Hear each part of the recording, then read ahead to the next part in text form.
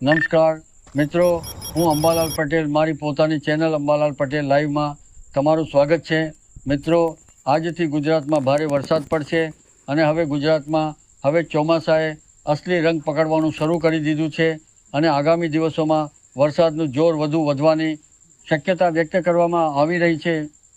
છેલ્લા 2 દિવસ દરમિયાન સૌરાષ્ટ્ર, દક્ષિણ ગુજરાત અને મધ્ય ગુજરાતના અનેક વિસ્તારોમાં ધોધમાર વરસાદ નોંધાયો છે, જ્યારે કેટલાક સ્થળોએ 4 થી 5 ઇંચ જેટલો વરસાદ પણ વરસ્યો છે। હવે આગામી 24 કલાક ગુજરાત માટે અત્યંત મહત્વના માનવામાં આવી રહ્યા છે, કારણ કે હવામાન વિભાગે અનેક જિલ્લાઓમાં ભારેથી અતિભારે વરસાદની સાથે રેડ એલર્ટ અને ઓરેન્જ એલર્ટ જાહેર કર્યું છે। અરબ સાગરમાં સર્જાયેલી લો પ્રેશર સિસ્ટમ વધુ મજબૂત બની રહી છે અને બંગાળની ખાડી તરફથી આવતી બીજી સિસ્ટમ સાથે મળીને ગુજરાત તરફ ભેજનો મોટો જથ્થો ખેંચી રહી છે, જેના કારણે 2 જુલાઈથી 5મી જુલાઈ સુધી રાજ્યના અનેક વિસ્તારોમાં વરસાદનું જોર ચરમસીમાએ પહોંચે તેવી શક્યતા છે। ખાસ કરીને ભાવનગર, અમરેલી, ગીર સોમનાથ, પોરબંદર, જૂનાગઢ, જામનગર, દેવભૂમિ દ્વારકા અને આસપાસના વિસ્તારોમાં ભારે વરસાદની આગાહી કરવામાં આવી છે, જ્યારે દક્ષિણ ગુજરાતમાં ભરૂચ, નર્મદા, સુરત, નવસારી, તાપી, ડાંગ તેમજ રાજપીપળા અને આસપાસના વિસ્તારોમાં પણ અતિભારે વરસાદ સાથે પવનનું જોર વધવાની શક્યતા છે। પવનની ઝડપ પ્રતિ કલાક 40થી 50 કિલોમીટર સુધી પહોંચી શકે છે અને વીજળીના કડાકા ભડાકા સાથે વરસાદ વરસી શકે છે। તેથી જરૂરી કામ સિવાય બહાર ન નીકળવાની અને સાવચેતી રાખવાની સલાહ આપવામાં આવી છે। હવામાન વિભાગ ઉપરાંત જાણીતા હવામાન નિષ્ણાતો અંબાલાલ પટેલ અને પરેશભાઈ ગોસ્વામીએ પણ આગામી દિવસોમાં ગુજરાતમાં વરસાદનું જોર વધુ વધશે તેવી આગાહી વ્યક્ત કરી છે।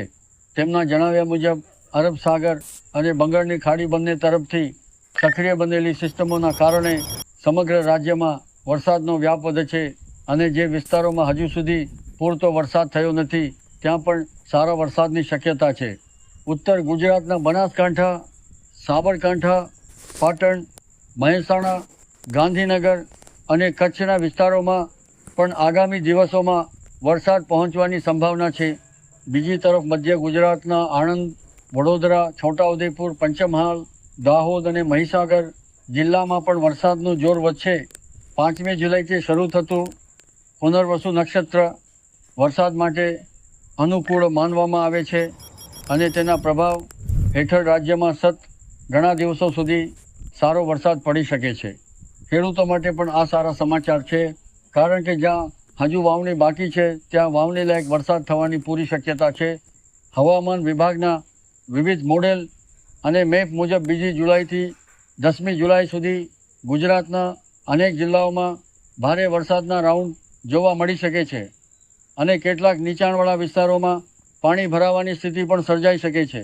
તેથી નદી, નાળા, ડેમ અને દરિયાકાંઠાના વિસ્તારોમાં રહેતા લોકોએ ખાસ સાવચેતી રાખવી જરૂરી છે। આગામી દિવસોમાં વાતાવરણમાં સતત ફેરફાર જોવા મળશે અને ક્યાંક ભારે વરસાદ તો ક્યાંક ગાજવીજ સાથે ઝાપટાં પડવાની શક્યતા રહેશે। તેથી હવામાન વિભાગ દ્વારા જાહેર કરવામાં આવતી નવીનતમ સૂચનાઓનું પાલન કરવું અને બિનજરૂરી મુસાફરી ટાળવી ખૂબ જ જરૂરી છે। મિત્રો, તમે તમારા વિસ્તારમાં હાલ કેવું વાતાવરણ છે અને વરસાદ શરૂ થયો છે કે નહીં તે અમને કોમેન્ટ કરીને જરૂર જણાવજો।